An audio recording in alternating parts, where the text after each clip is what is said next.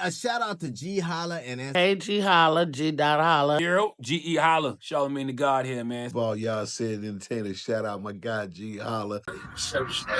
Rocking right out with Ge.Holla, Celebrity. Shout out to Ge.Holla reaching 1 million listeners on his podcast. Real dirty flow. Y'all don't know nothing about that. he made it so simple, man, that Ray Charles and Stevie Wonder could have saw that coming.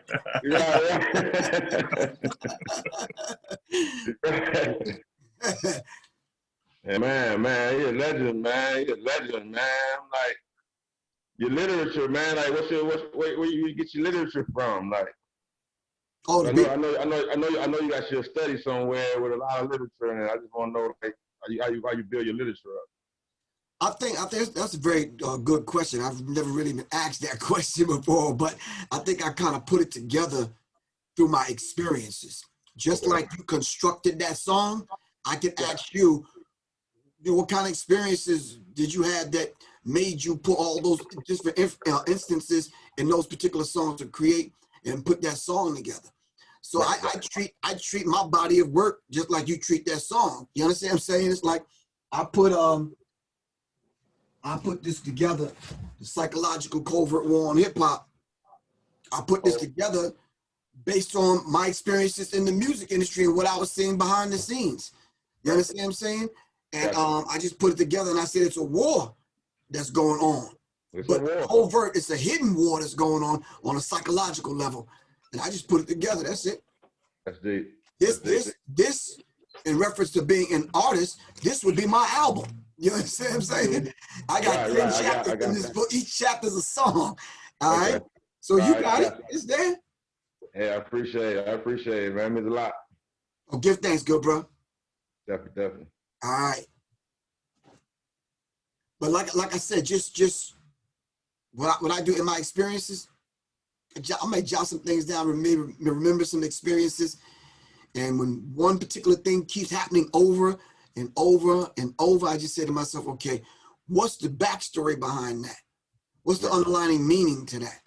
Like early on, man, I started seeing dudes wearing dresses and skirts and carrying purses and all that old cute shit. And I'm like, yeah, all right. So you ignore it because, you know, the way I'm 60 years old, man, the way we was brought up, anybody that even had that tendency hid that. You understand what I'm saying? Because they ain't want nobody to know. Right. I started seeing it in hip hop, and I'm like, yo, hold up, for real? So you ain't even trying to hide this. It's like, it's just what that is. I'm like, cool. So yeah. So when I started putting pieces together, yeah, they started giving checks. Man. I got you. I know. I be watching your podcast, so I know you're conscious, man. I just I seen a little issue with D.L. Hughley and said whatever. I seen you snapping, so I'm like, yo, like Professor Griff, like he really like, you know what I mean? I'm conscious, but I'm still a man. You know what I mean? Don't put me as. Right. I think that was very, very disrespectful, man. When I had the conversation with the brother, I was trying to connect with that, you know, that thing that's in us all. It's not even there no more, man. Them white folks done rubbed that dude a ball spot in the back of his head, man, rubbing his head so much, man. You understand what I'm saying? You know how you pet a dog in the same place? Yeah. That dude ain't got no love for us like that, man. Got you. So his attitude was like, okay, yeah, you staying. I'm gonna drive this Rolls Royce. You stay in the hood. I said, I'll be in the hood then. Yeah, I'll be in the hood. Yeah, I thought it was I thought it was more conscious than that, you know, than what I seen him with the Vlad interview. I'm like, yeah, you dabble in journalism. You should know to go and fact check, even if you think it's true or not, you know. I ended up telling him, you drive the Rolls Royce, but don't bring your ass through the hood. We're gonna block that motherfucker off. You understand what I'm saying? And we will be driving in the Rolls Royce. Right. And with your ass tied up in the motherfucking trunk, bitch nigga. Anyway, that was my conversation with him. So it was cool, but I guess we got off the phone kind of like, you know, cool. You stick to yours, I'm gonna stick to mine. Keep my motherfucking name out your mouth though, bro. Plain and simple, end of the goddamn story. Because I roll with some cats that we will come knock on your motherfucking door. And we don't have no problem doing that. Old school hip hop, yeah, we showed up. They show up at the door. Like we got something on record, you know. Yeah, some cats we talk about coming to pull up. No, we pulling up and pulling the fuck out. You know what I'm saying? Right, nah, right, 100%. Nah, I said, yo, go tell jokes for white people. Stay the fuck out of this lane, bro. Because I don't play that shit. You don't see me online playing with no fucking body. With nobody, anyway, so. Don't play with me like that, bro. I take this serious when it comes to educating and elevating black people's consciousness. You understand what I'm saying? Right. I got poisoned for this shit, shot at for this shit, house burned down for this shit, kicked out of Public Enemy 2 and 3 fucking times for this shit. Don't play with me, bro. I don't play like that. Definitely, man. Definitely, man. Well, it's definitely a pleasure, man, talking to a legend like yourself, man. You know, I aspire to be in the game, but I'd rather be like you. You know me. Like if I'm doing my music, I'm gonna do it, but I'm gonna stay true to my core. You know, I'm not gonna sell my soul for no check. You know. Exactly. And my thing is, we have to be able to be true, not only to yourself, man, but that soil, man, that dirt. I think that's why you call yourself the real Dirty Flow. We got to be true to that dirt that gave birth to us. You understand what I'm saying? Right, 100%. You know why? Because at the end of the day, they're going to bury us back in that same dirt, man. Yeah. But if you trashed it, you spit on it, you shit on it, you understand what I'm saying? You don't want to be buried back in that. No, man. I don't give a fuck what people think of the hood. Yeah. It's ours. It's ours, yeah. It's all we have right now. We're going to take care of it the way we need to take care of it. But don't bring your bitch ass to the hood with the lip service. You understand what I'm saying? Think ain't nobody going. You see, these Negroes do this because they're not afraid of us. Exactly, yeah.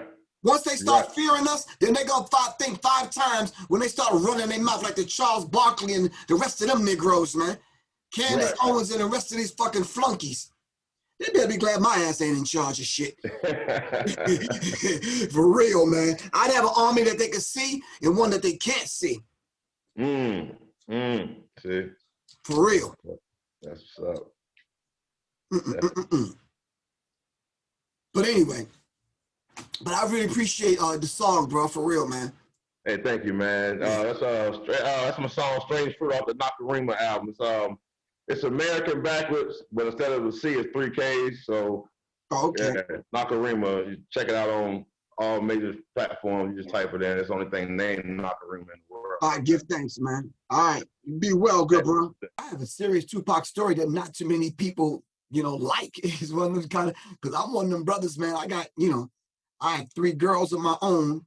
I got 6 sisters, and I got umpteen aunties, and I had a level of respect coming out of the hold on for a second. Coming out of the ranks of the Nation of Islam. You understand what I'm saying? So, but when I ran into Tupac one night and we was hanging out, and I think I must have caught him on one of them nights where it was one of them wild nights, because dude was like smoking, had a little something, yeah. And ain't nothing wrong with you, you pulling some honeys, man. But the way he was going about it, it just really bothered me, because I'm an older dude, and I'm not the cat calling dude and pulling the young lady's arms, and I never did that in my life, man. Back in the day when I grew up, you had to look sharp and you had to have to get the gab in order to pull a female. You understand what I'm saying? So when I'm with him, it was a different kind of vibe. But then I don't smoke. I never smoked in my life. I never drank anything. You understand what I'm saying? So I had a whole different experience. I had to literally excuse myself and be like, yo, man, you enjoy yourself this evening, bro. You understand what I'm saying? I can't even, I said, good luck with that, man. And then shortly after that, thank you. Shortly after that, he caught that case, man. You understand what I'm saying? And I'm like, man, bro. Yeah. So, but the brother got so much passion.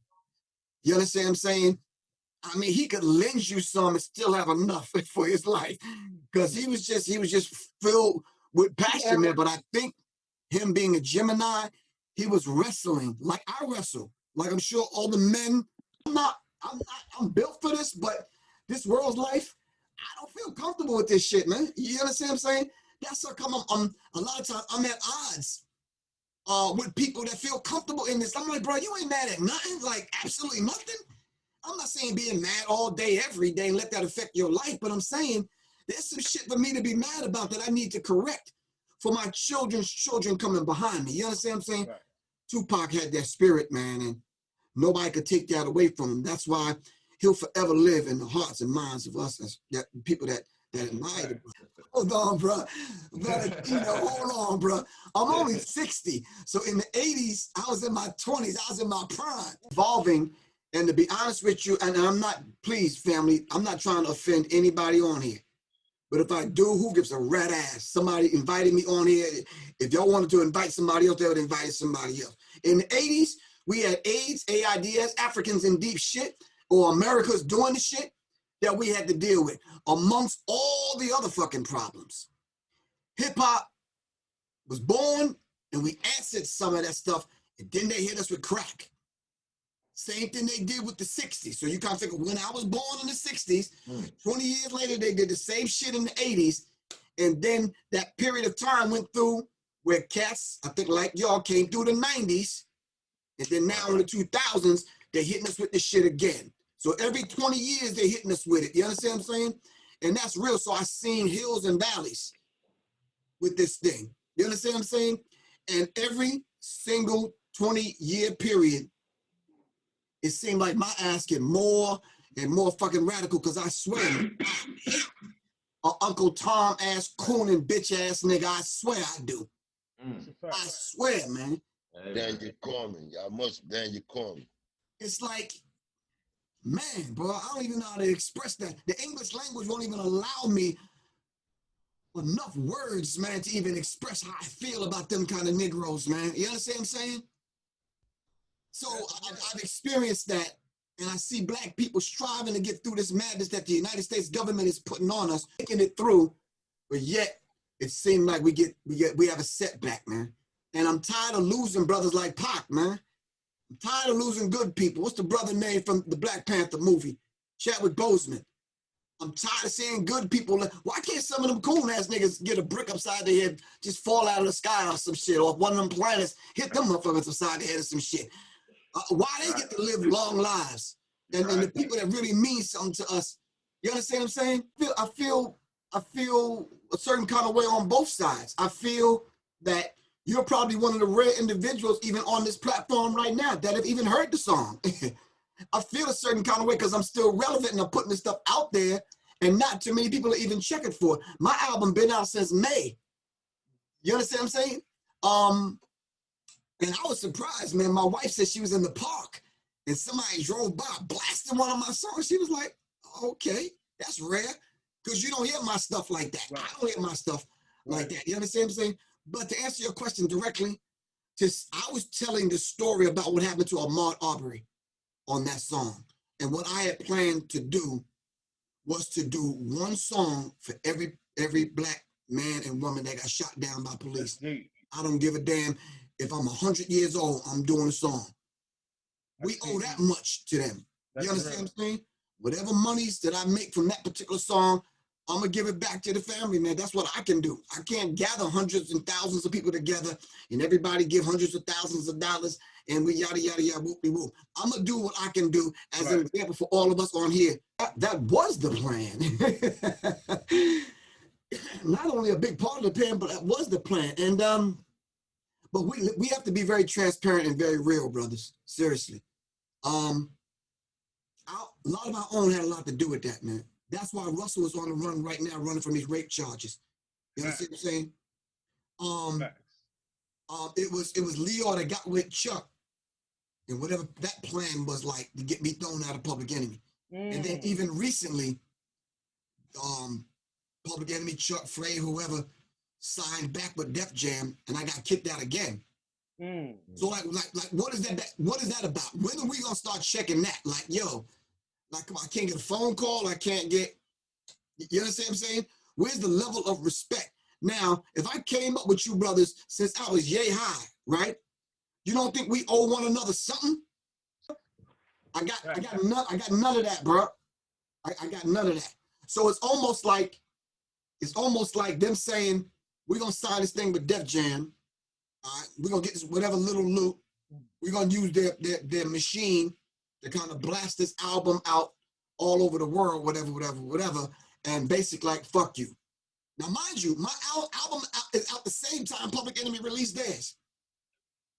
But I get no mention, no play, no nothing. It's almost like they're trying to write me out of history. You understand what I'm saying? started simply because I wanted to demonstrate and show the Black men around the world that we can not only secure who we are intellectually, and I did that in the interviews, over 4,800 interviews I've done. We could secure that, the mental aspect of it. We could secure the intellectual aspect of it. And then the last but not least, we could secure the physical aspect of it. We could secure the sisters. We could secure the hood. We could secure the babies. We could secure ourselves. You understand what I'm saying? And I'm gonna tell y'all straight up, man. I see a lot of cats trying to fake it and imitate it, and I just shake my head sometime, man. Way back when this shit wasn't popular, we were coming on stage with fucking Mac 11s, bro. You understand what I'm saying? Dressed in black uniforms. Back then. Now I guess it's cute and it's popular and it's fucking trendy. I saw Meg the Stallion, no disrespect to her. Don't get me wrong. No disrespect to her. But for you to be with the thong and the stripper shit up with your fists in the air on Saturday Night Live, trying some conscious shit, stop that, sis. Pump the brakes on that. I understand what you're trying to do, but come on, sis. A lot of things with, you know, Busta Rhymes' bodyguard getting shot, rappers getting robbed and all that kind of stuff. That's what I talked about and mentioned in my book. You understand what I'm saying? I dealt with it. It's a chapter called Hood Treason. And I was like, yeah, we would have put a stop to all that shit. You understand? The only thing that they're going to respect, they'll respect the fact that you've taken a strong stand, all right, and you able to deal with them like they did with you. You understand what I'm saying? And that's what we were taught, man. If you want to debate intellectually, then let's do that. If you want to put break dancing battle, then let's do that. Retaliate like that, you out your goddamn mind, man. No, that would not have happened. To answer your question very directly, that would have not happened to Tupac, man, on my watch. It's just not happening. And let me be very clear, brothers, and I see the sister on here. Nothing's gonna happen to Meg the Stallion, Beyonce, Rihanna, none of them on my watch. If I'm there, ain't shit going down. You understand what I'm saying? But I want to let them know, listen, you're attracting that energy. That's the energy you attracted by putting out those kind of lyrics. You understand what I'm saying? It's the law of attraction. The law of magnetism, damn. You understand what I'm saying? You mean to tell me you could go up on the block and have 40, 50 racks in your hand, you know, counting your money all out in the open like that? No, you're going to attract, man, that magnetism. You understand what I'm saying? So we gotta start letting them know. We've already let them know. Says, listen, these lyrics that you're putting out there, I'm trying to tell you, man. What is it? What's your end game? Who you trying to attract? What you trying to put out there? What message you want to leave? Right now, if the real Dirty Flo passed away, God forbid, tomorrow, the song he gave us, that's how people gonna remember him. You understand what I'm saying? So we gotta start thinking in terms of 7 generations beyond us, behind us. Ge.Holla's children's children. So when you put the pen to the pad, that's what you got to think about. What if they hear this? How you doing, brothers? Listen, real quick, Professor. Listen, it's an honor to have you. I'm just listening to your wisdom and your knowledge. That's all I am, because I'm like 41, 42, and I'm just listening. So I ain't got no opinions. I'm just listening because no opinions. So at the end of this, though, let me know how you grew your beard, because I'm trying to get my little beard on, but I can't even grow one. My shit is like, this shit won't even grow. I'm like, man, just the hell with it. No problem. So this is my single, Love You Back. But at the same time, I want to say Professor Griff and GeHolla and the rest of the fellas, it's good to see brothers actually, you know, just talking about what's going on with our problems and certain things that's going on. And when he said the thing about Meg the Stallion, I ain't gonna lie, I was like, you know, I saw her at an event holding up the fist, and I was like, I wasn't looking at the fist. You know, I wasn't looking at the fist. I was looking at other stuff. So I was distracted, like, so you holding up the fist, but I understand where she's coming from. But then again, it's kind of like, I was kind of confused, but when he said that, I was like, yeah. So a lot of knowledge that that the professor was spitting, I'm like, I'm taking it in, you know, because I'm young, so I'm taking it in and actually learning, you know, because the music industry is crazy, you know, but I'm still learning, you know, about, you know, what he knows. So I'm just sitting. listening. But thank you so much for having me, fellas. Oh, but let me ask you something. Was D'Angelo and Bilal, did they influence you? They did, but more so Prince did. You know, okay. Prince. That was a mastermind in reference to Slim. He did a lot of stuff authentic. So yeah. Okay, what part of the world you live in? I live in Delaware. Okay, cool. Because a lot of times in our travels, there were, certain regions didn't play certain songs. Right. You understand what I'm saying? And a lot of times, people were shocked by Public Enemy because even when we came out, certain regions didn't play us, especially during the day. So if you didn't have those DJs that played hip hop at night, you didn't know about Public Enemy. Wow. So, and then when we first went out on the first couple of tours, we went out with the Beastie Boys. So if you weren't into them, you really didn't know about Public Enemy. Wow. So that's why I asked you where you're from, because I can hear some of the influence, and I definitely hear, I hear Prince, I hear Bilal, I hear D'Angelo. You understand what I'm saying? Yeah. And I hear Marvin Gaye. I don't know if anybody ever told you that. Yeah. I've been told, and it's I think like with like too. Like somebody was telling me when I was getting older, they was like, whenever someone compliments you on somebody, don't, because I know some new artists, sometimes they're like, well, I don't sound like nobody. No, I want to sound like somebody because you can reference me to that person. So, I want to say thank you so much for that. That's a compliment. Thank you. Give thanks. And right now, man, I swear there's a lane, bro.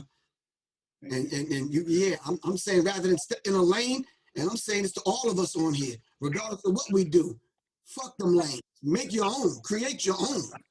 You understand what I'm saying? Yeah. Them lanes got bumps and holes and rocks and pitfalls in those lanes, man. Create your own lane, man. You understand what I'm saying? And I sometimes I hear people online with their online shows, YouTube and Facebook and IG, and they be spitting this shit and won't give me any credit. And I humble myself. I'm like, good. As long as the information get out, I'm humbled. I'm good, man. Because when I was talking about this Illuminati shit, wasn't nobody talking about that shit. It's like, you understand what I'm saying? I'm like, okay, let me put it out there. And I'm glad that people are talking about it because it raised the vibrational pitch of our thinking. And now we're awake and aware. Only thing I want to see right now, I want to hear some of this stuff in the songs, man. You understand what I'm saying? For real. Because when you were singing, I'm like, damn, can you imagine if that brother was spitting some of this shit like he was spitting in that song? You understand what I'm saying? You talk about the sister, which is a beautiful thing because we love the sisters. But imagine if you sang that song about hip hop. You understand what I'm saying? It's like, I want to love you hip hop, but look what you producing. Yo, fuck, look at these goddamn children. Look what we produced. But anyway, that's another story, bro. But both of y'all, man, both of the artists that did their thing today, good work, man. Do your thing, bro, for real. Appreciate it. Got me. Got you, bro. Okay. Please introduce to the people who you be, brother. My name Po Boy, brother George Floyd. Shared the room with George Floyd for 85% of my life. I'm now one of the co-hosts of Love for All Who Love for All Black Tour with Steven Jackson. And I am the founder of Head Up Chestnut. I'm a black brother from the urban area of Houston, Texas, better known as the ghetto. And I've been, since that happened to my brother, I've been trying to educate the youth and educate the youngsters and the black kings in the ghetto areas to let them know that we need to stand up and be held accountable. We need to be counted. We need to vote. And the ones that can't vote, that got the felonies, they need to persuade somebody or persuade a person who wouldn't be interested in voting, And we also doing a bunch of community redevelopment where we going out talking to the kids and we trying to find a solution for the brothers to stop killing each other, where our numbers could stay at a good high note in case something do happen where we need each other.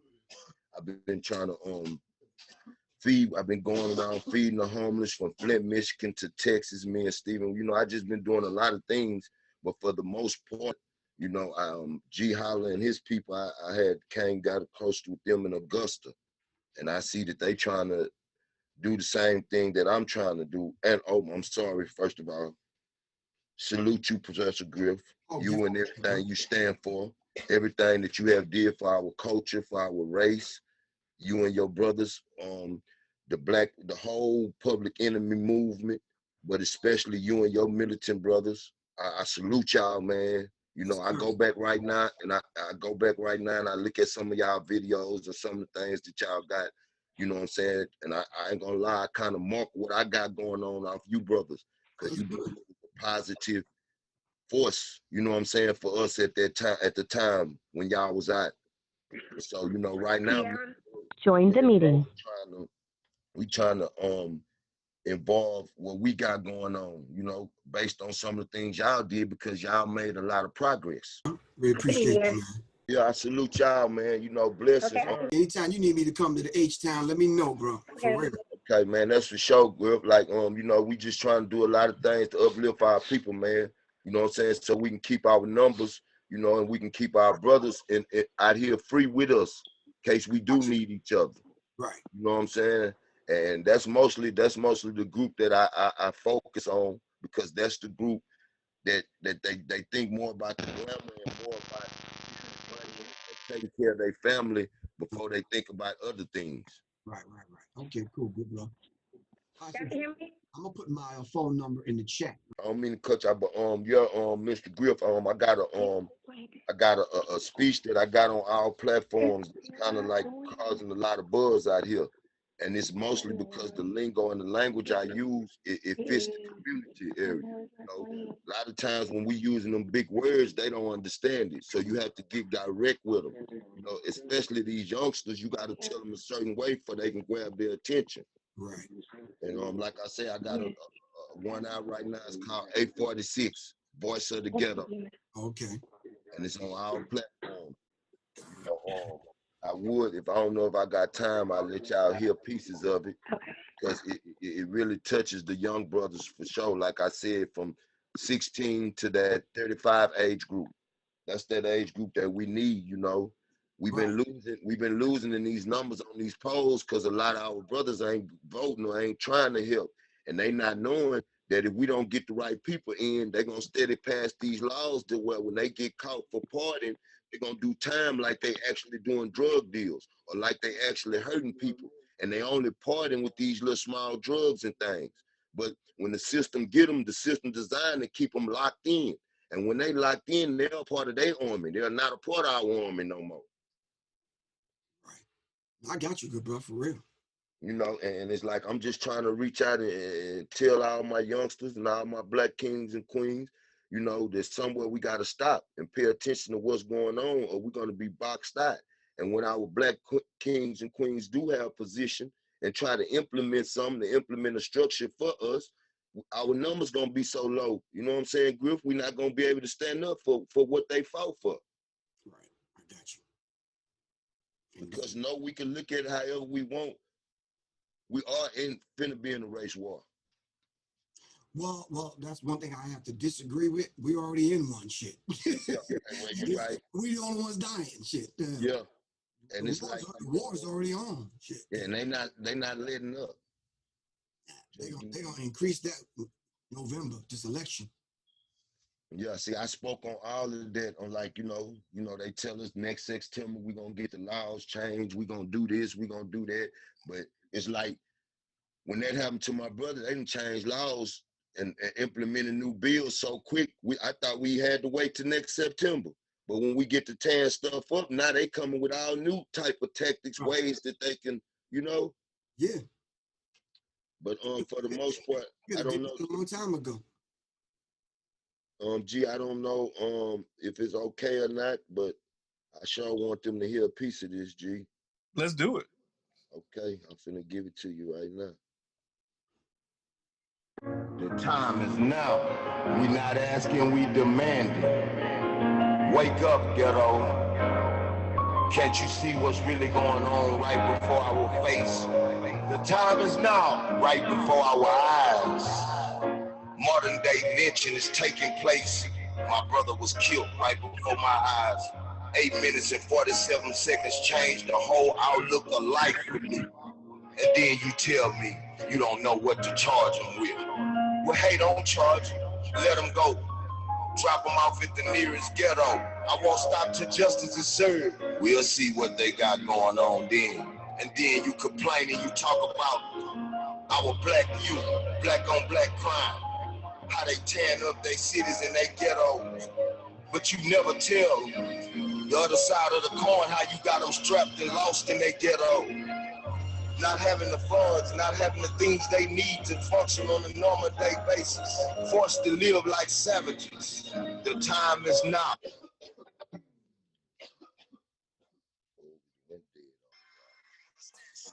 Junior.